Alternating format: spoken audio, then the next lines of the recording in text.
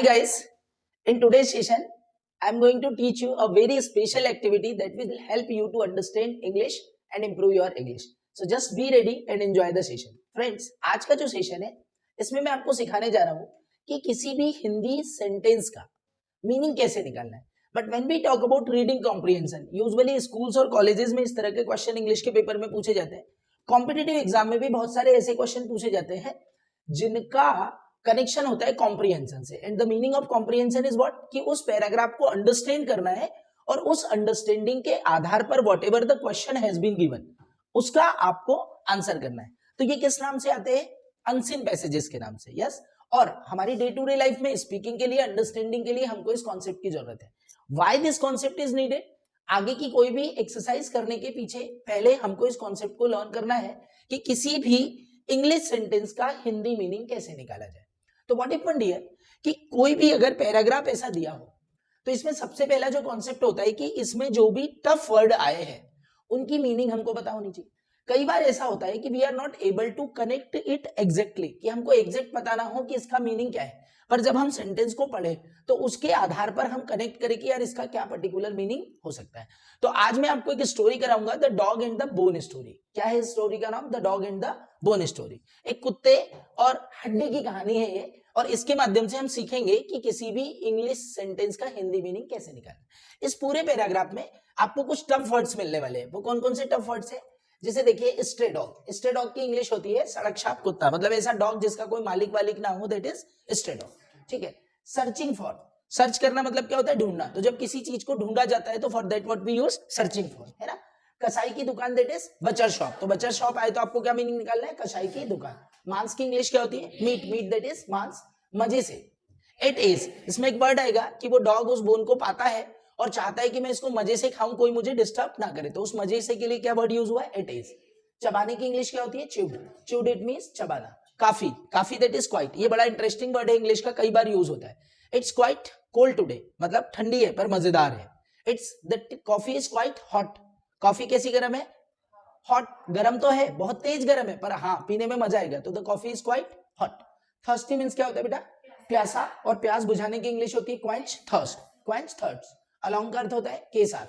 चिंतित की इंग्लिश क्या होती है? वरीड. वरी मतलब क्या होता है? चिंता. बट हम चिंतित की बात करें तो what do we use? Worried. Okay. दूर ले जाने की इंग्लिश क्या होगी? Take it away. टेक मतलब क्या होता है? लेना या ले जाना. सो टेक इट अवे मतलब दूर ले जाना. अक्रॉस का मीनिंग क्या होता है? आर पार. ओके. जैसे नदी पर एक पुल होता है तो वो पुल दोनों तरफ होता है ना, तो ऐसी ऐसी चीजों को बताने के लिए भी यूज अक्रॉस. अक्रॉस का यूज होता है. चारों ओर देखने की इंग्लिश क्या होती है? Looked around. संयोग से को क्या बोलते हैं? By chance. ओके. परछाई की इंग्लिश होती है रिफ्लेक्शन. छाव का अर्थ होता है शेडो. ग्रेडी का अर्थ होता है लालची. ओके. भौंकने की इंग्लिश होती है बार्क, बार्क्ड. ओके. उम्मीद से मतलब हॉबी. डरा हुआ होना स्केयर. ओके. दुखी को क्या बोलते हैं? अलास. और पकड़ी हुई होना को क्या बोलते हैं? हेल्ड. होल्ड मतलब क्या होता है? पकड़ना. और होल्ड का सेकंड फॉर्म क्या होता है? Held. So what happened guys कि जब कोई अनसीन पैसेज आप सॉल्व करो या आप कोई पैराग्राफ रीडिंग करो तो पहले आपको क्या करना है कि बिफोर अंडरस्टैंडिंग दैट उसको एक बार सरसरी निगाह से देख लीजिए और अपने पेन से कुछ वर्ड्स को अंडरलाइन कीजिए जिसका मीनिंग आपको नहीं पता. और उसके बाद या तो आप गूगल से या तो डिक्शनरी से उनका मीनिंग सर्च कर लो. अगर कम समय है आपके पास तो बस आप उनको हाईलाइट करके थोड़ा कनेक्ट करने की कोशिश कीजिएगा. ठीक है. व्हाट हैपेंड, अब थोड़ा सा कंटेक्स्ट ध्यान रखना है आपको. क्या कॉन्टेक्स्ट ध्यान रखना है कि जब कोई स्टोरी बताई जाती है तो स्टोरी यूजुअली काय में होती है? पास्ट में होती है. स्टोरी काय में होगी? पास्ट में होगी. तो इसका मीनिंग किस तरह, किस फ्लो में जाएगा? पास्ट के फ्लो, है ना. तो चलिए अब हम देखते हैं कि इस पर्टिकुलर पैराग्राफ को हम समझे कैसे. और इसमें आप सभी लोग जो क्लास में बैठे हैं वो सभी मेरी हेल्प करेंगे और मेरे साथ इसकी प्रैक्टिस करेंगे, है ना. So once a stray dog, एक बार एक सड़क छाप कुत्ता. वंस का अर्थ क्या हुआ? एक बार. अ स्ट्रे डॉग मतलब सड़क छाप कुत्ता. Okay. Once a stray dog, एक बार की बात है, एक सड़क छाप कुत्ता. वाइल का अर्थ क्या होता है बेटा? वाइल का मीनिंग होता है किसी काम को करते समय अगर कोई काम हो. जैसे मैं बोलूं कि भाई आते आते मैंने एक शेर देखा तो I saw a lion while coming. तो आ भी रहा था और शेर भी देख रहा. तो वाइल का अर्थ क्या हो गया कि भाई ये कोई दो काम एक साथ कर रहा होगा, है ना. So once a stray dog while searching for food. While searching for food क्या मीनिंग हुआ इसका? वह भोजन की तलाश कर रहा था. अब मैं आपको एक फंडा बताता हूं that you remember. What happened here कि किसी भी सेंटेंस को, अगर इंग्लिश सेंटेंस को आपको हिंदी में समझना है तो सबसे पहले क्या क्या ढूंढिए उसमें? सब्जेक्ट. और सब्जेक्ट के बाद कहां चले जाइए, पीछे, कहां चले जाना है, पीछे, और वहां से वर्ड्स को पकड़ पकड़ के लाना है और उसका मीनिंग अंडरस्टैंड करते जाना है। देखिए कैसे, यहां तक समझ में आ गया। while searching for food came to a butcher shop, came to a butcher shop, came मतलब आता है, अब बचर शॉप मतलब एक कसाई की दुकान पर पहुंचता है, एक कसाई की दुकान पर पहुंचता है।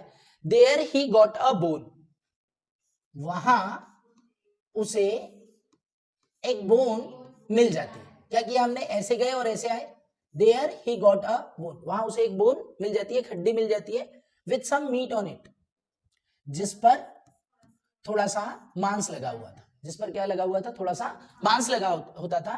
सो का अर्थ क्या हुआ, इसलिए। ही लिफ्टेड इट, उसने उसे उठा लिया, ही लिफ्टेड इट, उसने उसको उठा लिया, एंड। अच्छा, अब क्वेश्चन आता है कि सर ये तो बड़ा सेंटेंस है और आप इसको तोड़ तोड़ के बता रहे हो। फंडा समझने की कोशिश कीजिए कि जब भी कोई सेंटेंस कंजक्शन से जुड़ा होता है तो कंजक्शन के एक तरफ एक सेंटेंस और दूसरी तरफ दूसरा सेंटेंस, मतलब कंजक्शन के एक तरफ वाले सेंटेंस का मीनिंग एक बार में निकालेंगे और फिर दूसरे का, है ना। सो ही लिफ्टेड इट, उसने वो उठाया, एंड का अर्थ क्या हो गया, और। Ran to a safe place to enjoy it with a ease, ran to मतलब दौड़ा, एक सुरक्षित जगह पर, ताकि ओके वो उसको मजे से खा सके, वो उसको मजे से खा सके। एंजॉय इट एस मतलब मजे से खा सके। He chewed that bone for very long time, उसने, ओके देखिए अब ये सेंटेंस देखिए कैसा है, he chewed the bone for a very long time.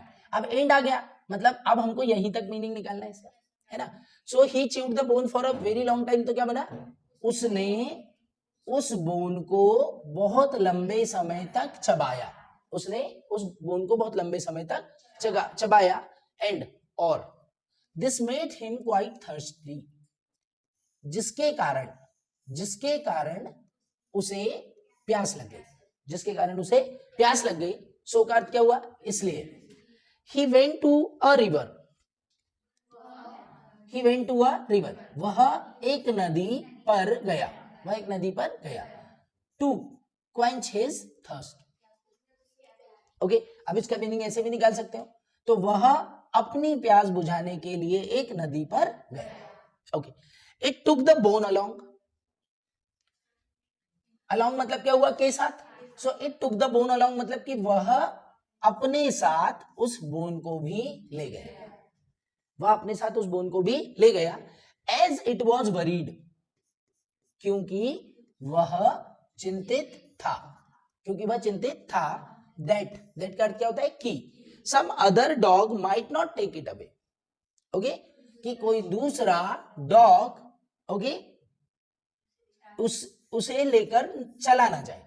Some other dog might not take it away, कि कोई दूसरा डॉग उसको लेकर ना चला जाए, इसलिए वो बोन को भी अपने साथ ले गया। As the dog stood on a bridge across the river, as का अर्थ क्या हुआ, जैसे। द डॉग, ओके, वो कुत्ता नदी पर बने हुए ब्रिज पर खड़ा हुआ, जैसे ही वो डॉग नदी पर बने हुए ब्रिज पर खड़ा हुआ।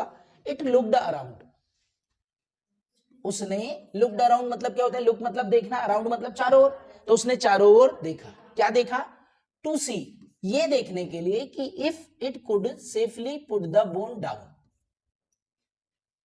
क्यों देखा उसने आजू बाजू, कि वह सुरक्षित तरीके से उस बोन को नीचे रख सके। While it quenched his thirst, while मतलब फिर से दो काम एक साथ हो रहे, ओके, तो वो उसने चारों ओर इसलिए देखा कि वो उस बोन को सुरक्षित रख सके जब वो अपनी प्यास बुझा रहा हो। If it quenched it's thirst, जब वो अपनी प्यास बुझा रहा हो। बाई चांस, ओके, अचानक से, बाई चांस मतलब अचानक से। He saw his reflection in the water, उसने, okay, he saw his reflection in the water from over the bridge, okay, उसने ब्रिज के ऊपर से पानी में अपनी परछाई देखी। ओके, बाई चांस क्या हुआ कि उसने ब्रिज के ऊपर से पानी में अपनी परछाई देखी। he could not follow that it was his shadow, he could not follow that it was his shadow, वह समझ ही नहीं सका, फॉलो मतलब समझ ही नहीं आया, he could not follow, वो ये समझ ही नहीं पाया कि it was his shadow, कि वह उसकी परछाई थी। वह उसकी परछाई थी, वो समझ ही नहीं पाया.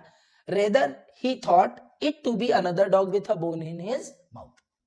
उसको क्या लगा, उसने ये सोचा, ही थॉट मतलब सोचा, कि it to be another dog with a bone in his mouth. उसने ये सोचा कि ये कोई दूसरा कुत्ता होगा जिसके मुंह में बोन है.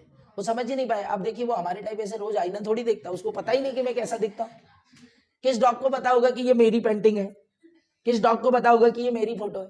ओके, नो ना, why, because they do not see the mirrors. ठीक है, तो उसको भी नहीं पता चला कि यार ये कौन कौन है, तो उसको लगा कि ये दूसरा कुत्ता है जिसके मुंह में बॉन है. Being greedy by nature. Being मतलब क्या होता है बेटा, होते हुए. ग्रीडी मतलब लालची, बाय नेचर मतलब स्वभाव से. क्योंकि वो स्वभाव से कैसा था, लालची था. He wanted that bone too, वह उस बोन को भी लेना चाहता था, क्योंकि वो लालची था. उसको ये समझ में आया ना कि यार ये खत्म हो जाएगी फिर क्या खाऊंगा, तो बोले ये वाली छुड़ा लेता हूं. So he wanted that bone too, वो वाली बोन भी चाहता था. So he barked at the other dog. So इसलिए ही बाग्ड मतलब क्या हुआ, भूखा. एट अदर डॉग मतलब दूसरे डॉग पर वो भूखा. होपिंग, होप करना मतलब क्या होता है, उम्मीद करना. टू स्केयर इट, ये उम्मीद कर रहा था कि मैं भूखूंगा और मैं उसको डरा दूंगा, वो भाग जाएगा.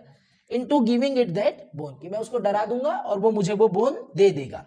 Hopping to scare it into giving it. But परंतु अलास, अलास मतलब बड़ी दुख की बात है कि the bone that he held in his mouth, वो हड्डी जो उसने अपने मुंह में पकड़ी थी, फेल इनटू द रिवर, वो नदी में गिर गई.